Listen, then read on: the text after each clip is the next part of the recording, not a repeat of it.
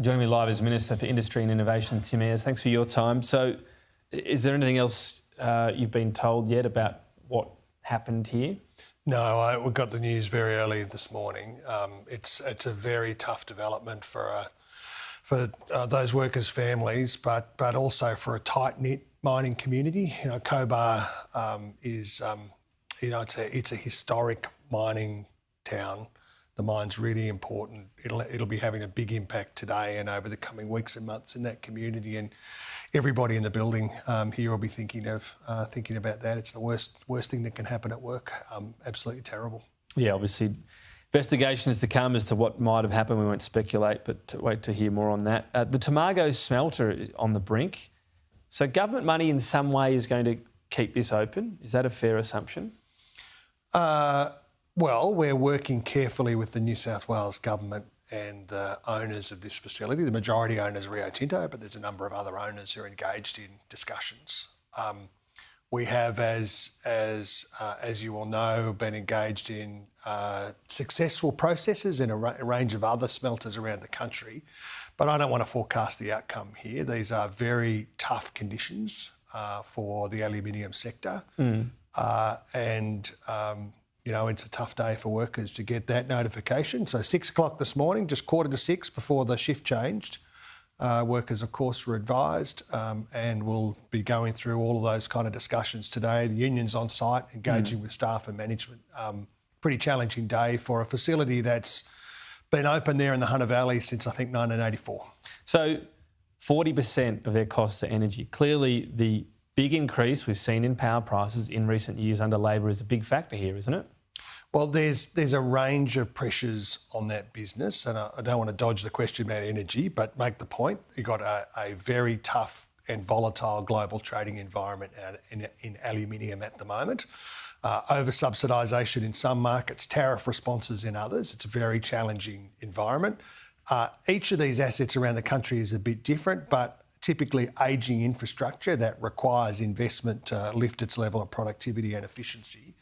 And as Rio Tinto and the owners pointed out this morning, they have not been able to secure energy contracts, either coal energy or new energy for the Tomago facility that in their view is competitive. We're engaged in close discussions about that. I also, of course, am engaged in the other aluminium facilities around the country. And in Queensland, for example, it's a very different picture.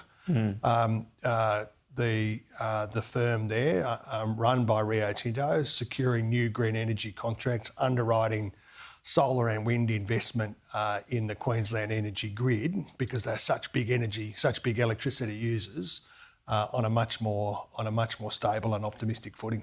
Using it during the day, which I guess is where we have more of our excess. But ultimately, energy costs have gone up around the country in recent years.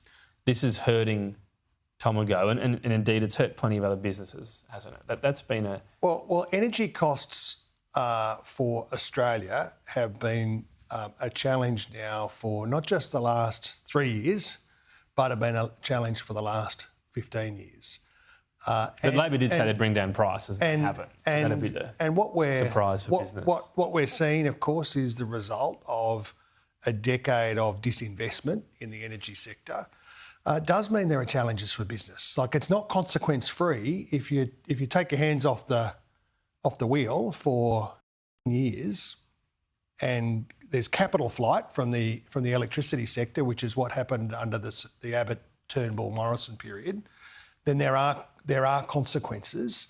Now, we're working very hard, led by Minister Bowen, in modernising the electricity system, making sure we've got a competitive, particularly for industry, industrial electricity system. The electrification of industry that is proceeding at pace requires more and more electricity.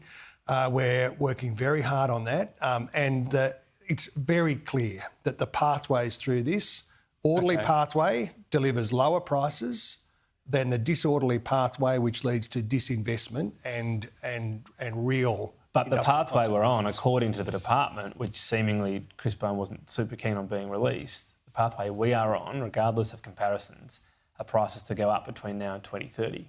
So it's only going to get harder for industry. Yeah, what's clear is that we've got a big national challenge in front of us. are getting on with more generation, more transmission, more capacity into the grid. That's the answer.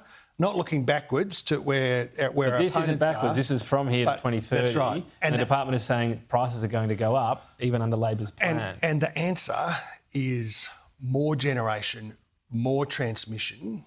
That's the Team Australia approach here, is getting behind more generation, more transmission, more storage, more hydro, more gas.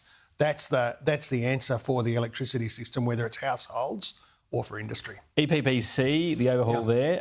One issue we had alerted to us by Brand Black. So the CEO of the EPA would be able to issue a stop work without any other check on that. They could just decide that there's an issue, an environmental issue, and just halt a project.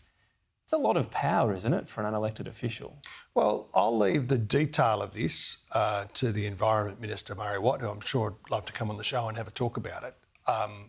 Just make this point. He did last week, and he's good. He fronts up. Yeah, I didn't have this detail. Yeah, I don't want to plumb into the detail of legislation. Well, is that broad thing true? Would the CEO of the EPA have the ability to issue a stop work? Let me make this point.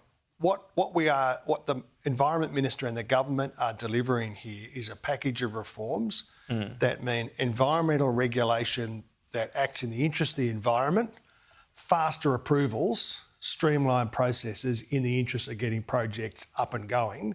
It's possible to achieve both things. I think Australians want to see the environment protected, but they want to see industrial and economic progress too. And they don't want to see projects held up, whether it's by Barnaby Joyce or Matt Canavan or all these other characters wandering around in country communities trying to stop generation, trying to stop transmission. That's costing blue-collar jobs.